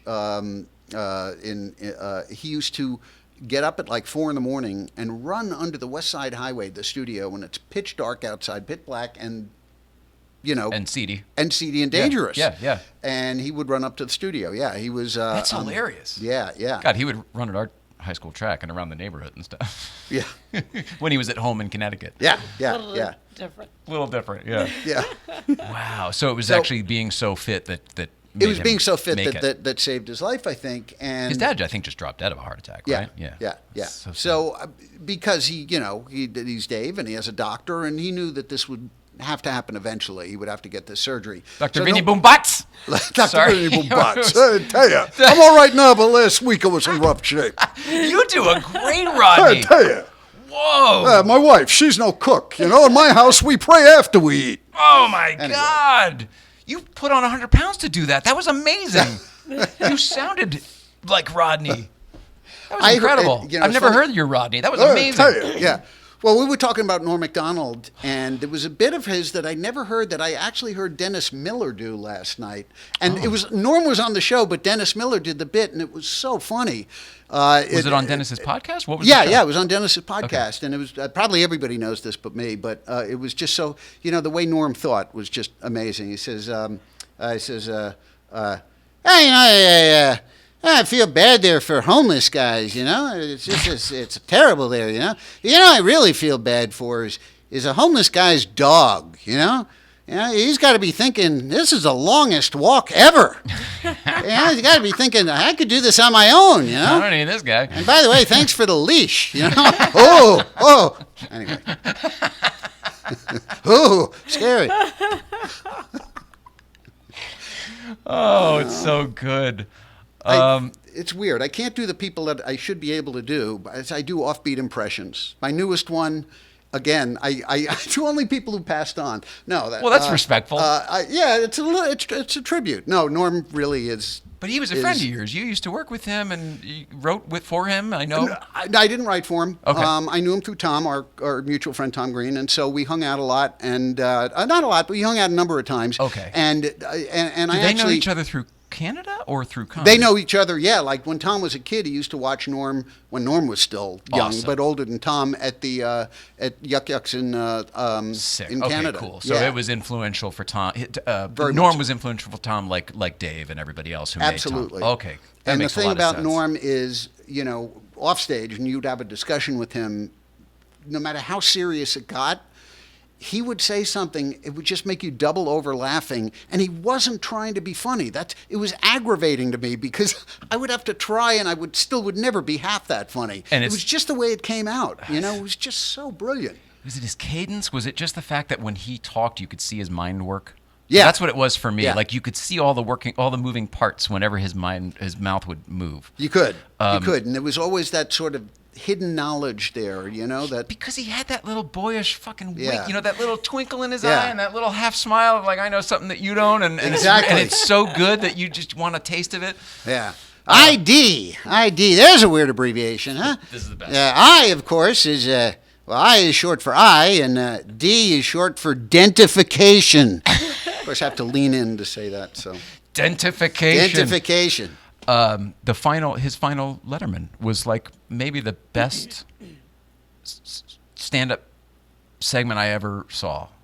One of the greatest. And people that always talk about it. I'm not the only one to feel this way, but the Hitler bit Oh, my God. was He's- So good. unbelievably crafted. It was perfection. Yep. My favorite part of that is something that shouldn't be a punchline, I think is the funniest punchline in the whole Go bit. ahead. And I think know you the whole. I know the whole what thing. I'm So getting go at. ahead. So he says, the news, they try to make you scared. Oh, Iran, Iraq, North Korea. Anybody really scared of North Korea? Oh, North Korea. He said, as there's only really one country I worry about. I don't worry about those countries. Only one country I worry about, and that's the country of Germany. I don't know if you guys are history buffs. That's the best part right there. the best Or part. not. I don't know if you're a history buff or not. Oh my God, best so part. great. So great. You might not be keen on this Hitler dude, but he was a bad guy. Dave, the more I'm learning about this Hitler, the less I'm starting to care for the guy. Yeah, the less I like him. Oh God. And I realize now, as I'm sure we all do, that when he was saying goodbye and crying, he already had to know that he was quite sick, that he was kind of saying goodbye. 100%. And beyond that, how many segments does he have? When you watch either his old podcast show or that became the Netflix show, how many very intimate conversations he has with people where death comes up? There's even one with Dave where he's like, blah, blah, blah, you can't hide from death. And Norm makes that hilarious, fuck, I was hoping you could. Yeah. It's hilarious in the moment. Yeah. But later it really hits so home, he probably did hope he could. That's like so real. Yeah. Thought it was just funny. I know. The fact that he was able to just keep that to himself is... And working up to the end, like all through astounding. COVID, he was doing those, like he was still talking to Roseanne, Yep. and doing little live bits for everybody. It was Yeah. unbelievable. Amazing guy. I don't know Unbelievable. why I'm still holding... I feel like Bob Dole. I'm still Gabe Abelson gesturing says with this, it. and Gabe Abelson says that. Don't get Gabe Abelson upset. So the joke. So when Dave came back from his heart surgery, Yes. it was a very dramatic moment. It was so powerful because he lined up his whole surgical team, as I know you know. Dr. Lou Aroni. Aroni, that's right. And yes. then Paul would always play the Bryce Aroni theme. Right. So Dr. Lou Aroni. There you go. Always ready. And so the whole surgical team was lined up, and he shook their hands one by one, and he did the monologue. And Everybody had that shirt in the audience. I have that shirt. still. I'm on the white shirt Really? with the stitches. Yep. Wow. And so he told this joke in the monologue, in the next day it was on the Post. In the Post, it was like the second or third page of the Post, big letters. So the joke was, let's see. I actually have it here. Okay. So here's a couple. Can the camera see this? Sure. Yeah. Okay. So I knew nothing about the surgery. Again, Tony Mendez wrote this. In the God. operating room was very crowded. 3 surgeons, 3 nurses, anesthesiologist, and of course Paul in the band. It's kind of a throwaway. But then the next one is the one that I'm happy with, that made the post. It said, when I found out I had to have a quintuple bypass, my entire career flashed before my eyes, and I'll be honest, most of it was awkward silences. And there's the post. There's the joke. Wow. Oh, wow. And there's the microphone I But gave Tony, him. Let's see the fight. Can I see the fight? Yeah, Tony was brilliant at this. I mean, you can, if you've never read the joke, the full joke, you can read that and instantly fill in the blanks. He was really... Again, he knew The shorthand. And he had the math down that you talk about. Yes. Yeah. Yep. So there we go. This was the post article your time. I just try to get a close up of that. There you go. Dave, I was on death's doorstep. Oh, Dave, I was on death's doorstep. I forgot how the post does things. That is so cool, and that's really it's really great to have that still. Yeah. For you to hang on to that. It was very meaningful to me that he did that, and then that happened. What do you mean that he did that? Oh, did he? Because Tony Well, gave he you the did- joke, the card afterwards? Well, I mean, I could take a card if I wanted to, but it was meaningful to me that he included that joke, that he didn't get angry. Dave never got angry about the joke. That was the thing, is you could make... Oh, you mean to Dave? You were appreciative to Dave. Yeah, I mean, I like the joke, and I like the fact that he liked the joke, because it's not a standard, like set up really hard punchline. But it's a Dave joke. There's so many jokes he did that were like that nobody else could do, Yes. and that nobody else would do. Like my favorite joke, written by the boys, the guys that wrote for Carson for 20 years. Yeah. Maybe my favorite joke Dave ever did was he said, everybody in New York is sick with the flu. In fact, the guy that wrote this joke got sick with the flu, had to go home, and couldn't finish it. Silence. And that's it? Crickets in the audience. And everybody. Do they get it? No, they didn't get it at all. Oh, it's so high concept. It's hilarious to me. Exactly, And but then that's the pause, thing. Who else would do that? The They pause, didn't care. There you go. The pause is the joke. Yes. And then their reaction to not getting it becomes the punchline. Right, exactly. Exactly. Oh my God! All of that stuff was what made it. It's what made that show so unique. What was it like to write on that show? Like, did you want to write on that show and then you got the gig, or did that just sort of fall into your lap, or how did it work? It was a crazy thing. I'd been doing stand-up for like 15, 16 years. Well, no, at this point it was like 14 years. I was doing audience warm-up for Politically Incorrect with Bill Maher. And I don't know why it had never occurred to me in my entire career, but one day I watched his monologue and I thought, maybe I can write one of those jokes. So they said, well, I said, how do I get you a joke? They said, well, we have a fax team. Fax is first thing in the morning, because I was only going to do the warm-up late in the day. They said, you fax in the morning, but it's a sort of a thankless job. It's like $50 if you sell a joke. We looked to our staff writers first. I thought, okay, I got nothing else to do. I'm a comic. I'm not doing anything. Why wouldn't you just Why try? wouldn't I? Absolutely. So I sent a few jokes, and Bill Maher only did 6 jokes. And the very first night I ever tried this, half the monologue was mine. And it was more exciting than anything that had ever happened in my stand-up career. It was like, hang on. So you're writing for Bill Maher and blah, blah, blah. But the first time you ever submitted to Letterman. So what happened was they put me on a retainer. They didn't give me a staff job at Politically Incorrect. I did end up, that's what brought me out to LA eventually, but I had no TV experience. I was a club comic. So I just kept going with the fax thing. They moved out to LA. I happened to be doing... Wait, but that's what I'm saying. So you did this fax thing in your first time submitting. You had a bunch of jokes in the monologue? 3 of the 6 jokes were mine the first time I tried it. That's yeah. unbelievable. So it was like, wait a minute, maybe what I've got been doing something for here. 14 years is not what I'm best at. Holy smokes. It was like so exciting. I was like, okay, now obviously I have this incredible gift, and then the next 2 nights I got nothing on it. Well, it was like, my career's over. It's fucking over. And then, They couldn't possibly go. They would have to take some time off. Yeah, exactly. We don't want to let this guy get a swell Yeah. head. So, but then, again, so it was only a few weeks into it, a couple weeks into it, that they gave me this retainer thing. Then they moved out to LA. They cut the fax program. And so I was doing a one-nighter with the wife of the guy who was the head monologue writer for Letterman, Bill Shaft. And so I happened to have my Bill Maher packet. I said, what do you think? Think Dave would? She said, these are really funny. I can't tell you yes or no. She was so funny, Adrienne Toll. She was a great comic.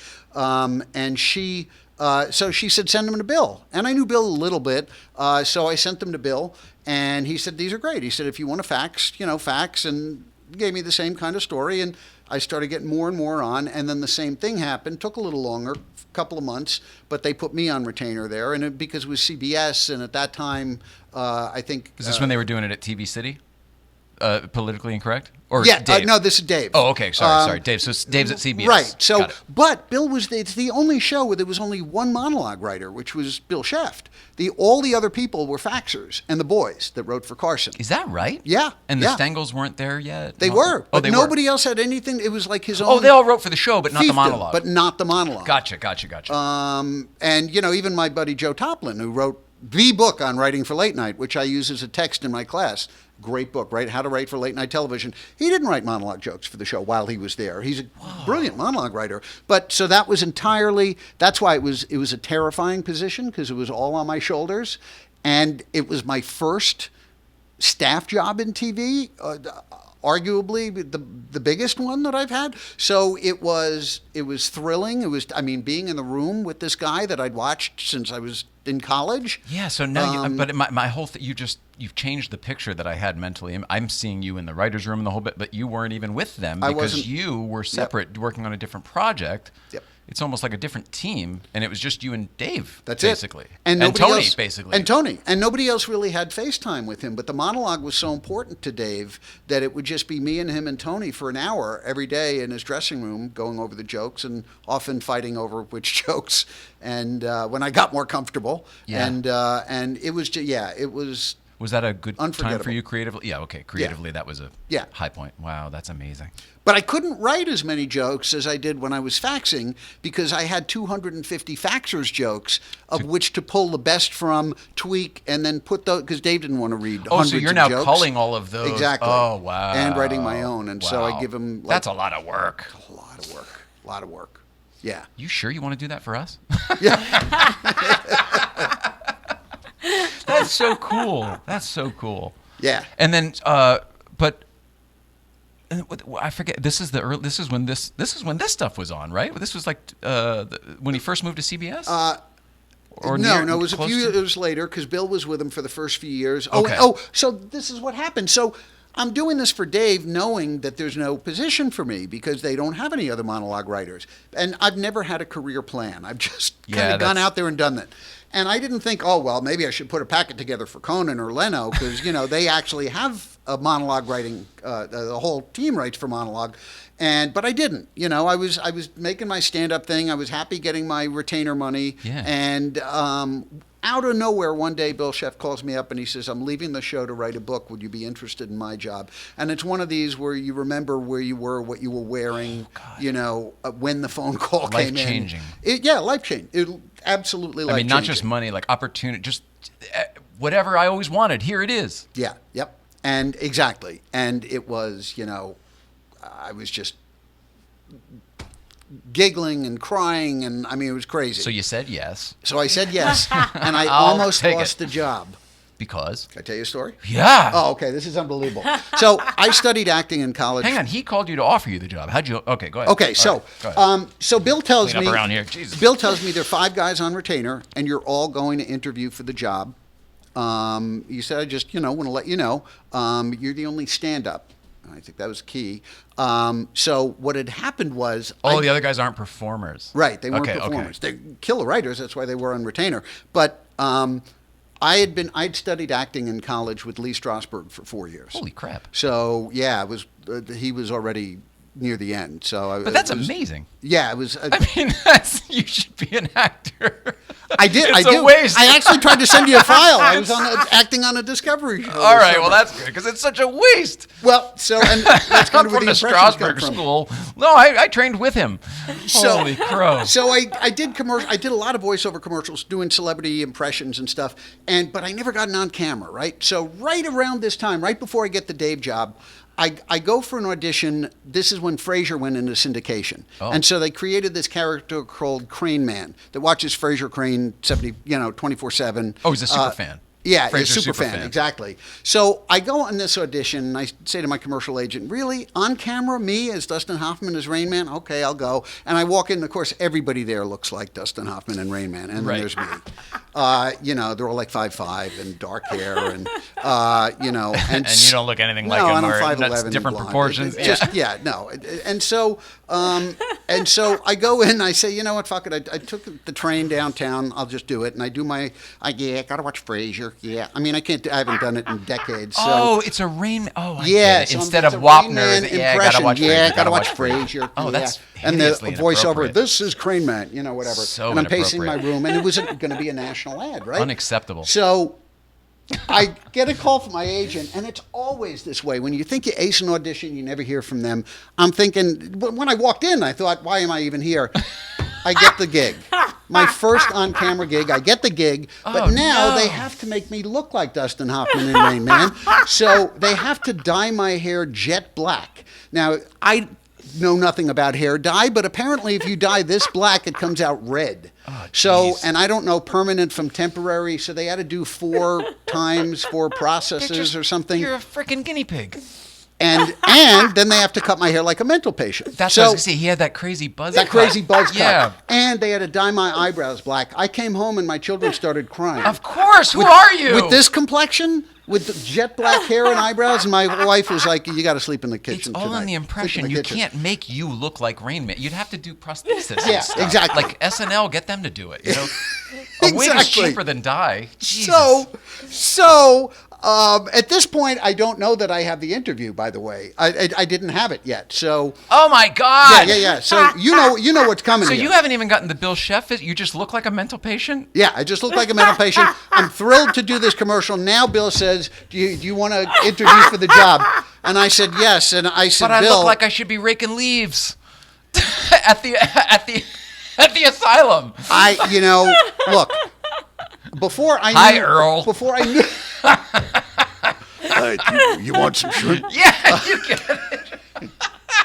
I'm doing Norm, doing Dave. Doing Dave. You like the shrimp? I can't do it. So I had this interview, and I know enough about Dave, as we all do, just from watching him. I didn't know Dave at all. That if something's a little bit off, it would probably really bother him. So now I'm way off. There's something way off about me. So I say to Bill, I said, look, Bill, I said, I love you. I am so happy about this. I did. I told him I love you. I said, but please tell Dave that I look like this for a role. I'm not taking any more roles. Yeah. If I get this will gig, all grow out and go away. It'll all grow out. That's exactly what I told him. I said, but please tell him. He said, oh, of course. He said, I'm glad you told me that, because that is something that might have stood out, right? So When you show up counting toothpicks, like he's going to be like, what the hell? cigars. He dumped them on the floor. Yeah, 53. Oh my God. So we shared a cigar. I went there to his office, and Really? I tried to be cool. I mean, having been Hang on. So you're at the show. You go meet with him at the show? in his office. Okay, yeah. up in the top floor there. Well, next to top floor, 12. Right. Where 14 was where the writers were. Most people, yeah. Exactly. There Most was people no don't know 13. that exists because it was sort of you know what I Right, mean? it was It's like a split level yeah, thing. Yeah.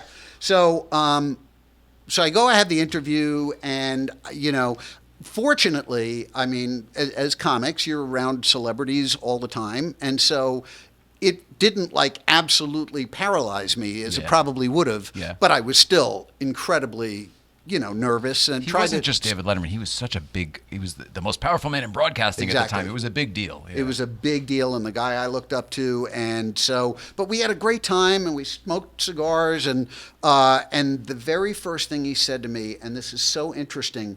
Bill Sheff gave me a great tip before the interview. He said, when you go in there, he said, Dave is going to throw something at you to see how you roll with it. He'll say something out of nowhere like, do you like red meat? Which is a very Dave thing to say. He said, so be prepared for it. And he Is it never just did to kind that. of disarm you for a moment? Yeah, but he never did that. I think that's if he doesn't feel comfortable. When he feels comfortable with people, he's, I think, very normal. I Not think very so. normal, maybe a stretch. Yeah. I'm not going to make a value judgment on that, but he did say. But He was did really say, nice to this little kid on his porch. You know that. Yes, I do. Yeah. I do. Incredibly nice. That was. I love that story. Thank you. Yeah. Sorry, go ahead. So So he didn't do that. He didn't throw So you he off. didn't do that. He said to me, and Tom Green said something very interesting years later that I had not thought of. And so Dave said to me, do you know Uncle Dirty and Mitch Walters? I said, they're like two guys. They're legends. Yeah, I'd worked with them on the road. They're comics that were around from his generation that were still working the road. Uncle Dirty is actually mentioned by Pryor and Carlin when they were together on the Tonight Show. He was like a beatnik comic. And so he was like the old guy. When I was in my 20s, all the comics, that are now my age, we were in our 20s, and Dirty was like in his 50s. So it was funny. He was like this really old man. Of course, not that old now. Yeah. But everything's relative. yeah, so I knew him. So I knew both of them, and we shared stories, and Letterman said, I used to live over the Comedy Store with Mitch Walters and I forgot who the other one was. Oh, and he said, no, I can't say that. Oh, no! No. Good for you. I Good can't. for you. But in any case, so years later, when I got after, certain things, and it's not even the NDA. This is just don't worry about it. You don't want to betray comedians confidence. protecting comedians. Yes. So years later, Tom is just so insightful and so brilliant. Although I should have thought of this years later. When I told him this story, I got the job. I was the only comic that interviewed for it. And I think Dave wanted someone that knew what it was like to be out there every night with you alone with your ass on the line, because he would, just like Bill Sheff is a comic, he would call it over to the desk. What do you think of the crowd? What happened with that joke and this joke? So was it me? Was it me? Basically. So Tom said something so interesting to me. I told him, I said, Bill warned me that he might try to throw me the question with the red meat, throw me off my game. And Tom said, you got the job, right? Not these other people that weren't comics. I said, yeah. He says, you do know that by asking, do you know Uncle Dirty and Mitch Walters? He said, that was the red meat question. Beyond that, I think it was the interview. Yeah. You know what I mean? Like, it goes from there. You got the yes on that one. And then now you're smoking cigars for an hour or 2 hours or whatever it was. It is. It's getting in the speakeasy, isn't it? Kinda. Yeah. You knew the password. Yeah. And you worked with him. It wasn't even like, if he said, hey, do you know Bob and Ray? Like, who doesn't know Bob and Ray? Right. Of course, we all look up to Bob and Ray. Chris Elliott's dad. But to have actually spent time with them is different. Yeah. Good for you. Oh, man, that's such a great story. It was, and so let me get to the end. Thank you for reminding me. There is an ending to this story. Oh, good. So, I get a call from Bill, and this was the call. He calls me back. He said, congratulations, you got the job. I said, oh, my God, that's great. Oh, I love you. Thank you. He said, Dave really liked you. He said, I like this guy. Because he knew, this was a stranger he would have to spend an hour with every day that he had to trust. For a long time. And he said, I can see spending time with this guy, getting along. He seems like an easygoing guy. And this is Bill Sheff telling me this now after the interview. He said, I just have one question. What is the deal with his hair? Excellent. Did Bill forget to mention the whole? I see the career just being thrown in the toilet and just, you had it for a second and there it goes. And I said, no, Bill, tell me you told him. And I don't talk to Bill like that. And he said, tell him what? I said, oh, he had you so good. Commercial. No, he didn't have me. He didn't tell him. Yeah, I said, I know this probably is going to, it's probably, I'm not going to get the gig. It'll change his mind. I said, tell him now. Bill said, I'm going to tell him right now. So we hung up. Go upstairs right now. Yeah, and he went down, and he told Dave, and everything was fine, but I still looked like a freaking weirdo. For the first month or whatever. Like 6 months. That's amazing. And because you were... The timing. But because you were Rain Man, it's so inappropriate. Completely. Like, we're going to tie in on autism to help sell our TV show into syndication. What the fuck? You are endlessly entertaining. We've gone so long. I got to get you out of here. No, I'm saying for your sake, I want to get you out of here. I'm conscientious of your time. I've had so much fun, but I can't wait to do things with you in the future. I know... I want to talk about your, before we go anyway, we should talk at least a little bit about your comedy class. Sure. And I think if I have it in here or not, we have one friend of yours who has nice things to say. We could always play that. Do you want to see that? Yeah, sure. A friend of mine. Okay. I'll watch it. All right. Roll it, Hal. Gabe is the kind of guy you talk about around the water cooler. That's why I'm standing next to a water cooler. I mean, I used him on the show because he had an innate sense of what would work and what wouldn't work. He always had a good ear for what joke was appropriate and what was really funny. And he always had a good eye for a bit. You know, there are guys that can write stuff and it's off the wall, completely inappropriate, but Gabe always kind of knew exactly what would work on the show, and that's why we were successful when he was there. Yeah. Wow. It was only $2,000 for that too. You had to pay for that? Cost us $10,000 to get him here. It was very nice. He's a friend of yours, though. I mean, you've Yeah, worked yeah. worked together, and you're friendly. I mean, that's pretty nice that he supports you. I think that's great. I know that everybody supports you. I wish I had time to play all of them. It's There's a lot of what are those called? When somebody testimonial? Yeah, testimonial. It's just been, it's so much fun. I have former students on almost every talk show. In fact, the head writer of Jimmy Kimmel all these years, Gary Greenberg, was a student of mine in stand-up in the 80s. No, Holy cow. early 90s. Head writer of Colbert. I think it may have been his first job. I gave him his first job, Opus Moreski. He's won Emmy after Emmy. And Wow. as of this year, I have my first student who is a multiple Emmy, and as of the Academy Awards, now an Oscar winner. Holy cow. His name is Trevon Free. I don't know if you know him. Unbelievable writer. He won for Best Short Subject for a short called Two Distant Strangers. Wonderful. And yeah, he wrote for Colbert and Daily Show, Samantha Bee, and he's just killing it out there. Wonderful. So it's great having it. To me, it's more satisfying passing this on, sending people out there and seeing them get these huge gigs than it is getting it myself, because they come in as a tabula rasa. Is that the word? I don't know. Something. Yeah, like blank that, slate. There Something it is. like that. Tabula rasa. I know what that is. Logic. What's logic? Hey, that's my favorite. Be careful with that. That's my favorite killing hat. That's my favorite stabbing hat. Hey, that's my favorite stabbing hat. That's the. OJ, he said in his new book he would have taken a bullet or thrown himself in front of a train for his late wife Nicole. Boy, isn't that the worst luck? The one guy would have given his life for you kills you. Once you get me started. One night, Gabe and I spent a while on the phone just going over our favorite Norm Macdonald Weekend Update jokes from Weekend Update, and that was one of them. Oh God, they were so great. Funny. So good. So great. R.I.P. Norm Macdonald. Mm. And I bet your buddy Tom Green, he moved to Florida? Moved to Canada and stayed there? Yes, which was a better choice than I should. Yeah, but good for him. Good for him. He's home by his family and stuff, right? He is, and he didn't get to see his parents throughout the pandemic, and like all our parents are getting older, and so he missed Canada. He had wanted to go back there for a while, so yeah, he bought a gigantic farm up there, 150-acre farm, I think. Beautiful. With a lake, 2 ponds. When he first moved up there, I saw he put a YouTube video of sort of a quick tour. I saw that. He's putting up videos every day now, and he put wow. a trail cam up, which is really cool because he's catching some very interesting creatures on video. Isn't that amazing? I've never seen. Yeah, It's amazing. Yeah. I mean, Tom Green. yeah. It's just great content.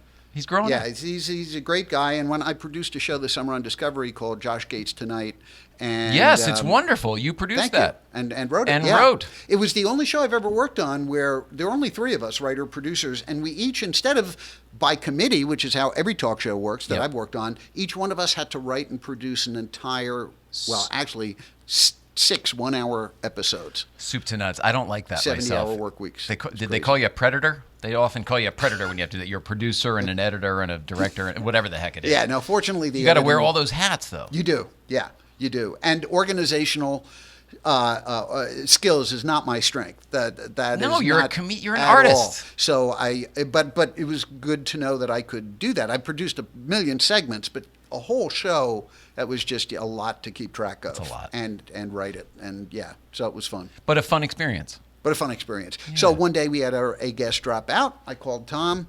He agreed to Tom do Green. the show. Yep. Love it. And it was perfect. Oh, you told me this. Because he was going around America in the converter van. In the van, yeah. Right, and so the show was on Lost Cities, and so it was just perfect. And Oh, that is Josh was a perfect. fan. And Oh, that Tom is was a fan. perfect. So yeah, But you also, on the same conversation, he goes, "How did you get Leno? We tried to get him for Gates Tonight or whatever, and couldn't do it because he was doing all the other stuff." Oh. Is that right? right. Isn't that what you told me? That's right. He was doing the 6 shows a day. Yeah. He had to do You Bet Your Life Yep. because he was like, "How did you get Leno? Because we tried to get him and we couldn't get him. He was too busy." I was like, "No, I guess This guy. it worked out." This guy, you worked got out. clout. Yep. I love you, Gabe Abelson. I really love do. you I think guys you're too. just a wonderful energy. I love being around you. I really am excited to have your help with your class in the future on this show. Yes. With however we're able to tie that in. If people are interested, I teach the advanced writing for late night class at Flappers Comedy Club in Burbank. You can either take the level 1 class, and the instructor there was somebody that I recommended to Flappers, a guy named Peter Charkalis, who used to fax me stuff at Letterman, then got staff jobs after that on Kilborn, Arsenio, and so this guy is a joke machine. So he teaches the first class. I teach the advanced level, but I also teach privately. So if anybody wants to hit me up, they can always reach out at Gabelson. Yeah, private tutoring. I work with stand-ups as well. But the late night, all I'll say is this: there's a lot of people teaching stand-up that shouldn't be teaching stand-up. But there's a lot of people who say who do teach late night, who I always suggest if somebody mentions their credits, look up that show that they say they wrote for.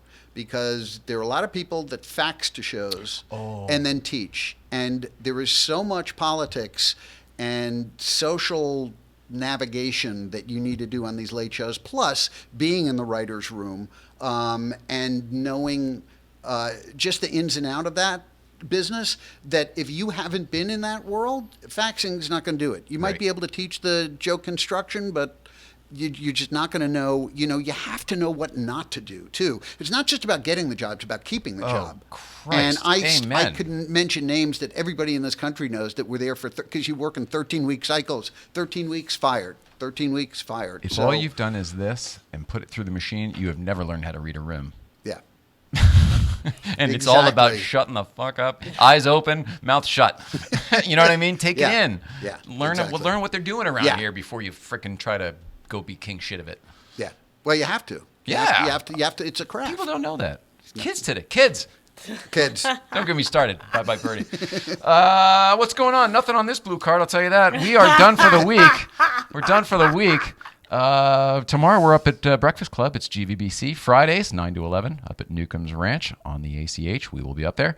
People come and go all morning, so don't stick to the 9 to 11. It can be whatever you want it to be. I don't remember what's happening this weekend. I was supposed to put it on this card, and I didn't. So we'll be out there somewhere. I can't remember. I love you so much. We love you, Gabe Abelson. Who's here next week? Oh, Catherine DeLorean is back next week. You remember John DeLorean and the DeLorean car? Of course. Daughter of John DeLorean and one of my best friends in the entire world. Appreciate that. Catherine DeLorean, from all the pictures back in the day and all that, from all the child, she was a little kid. Very cool. Girl.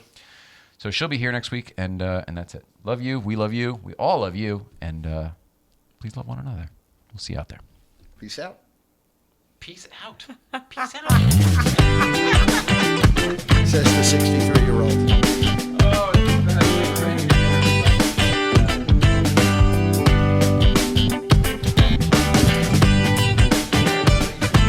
I feel okay.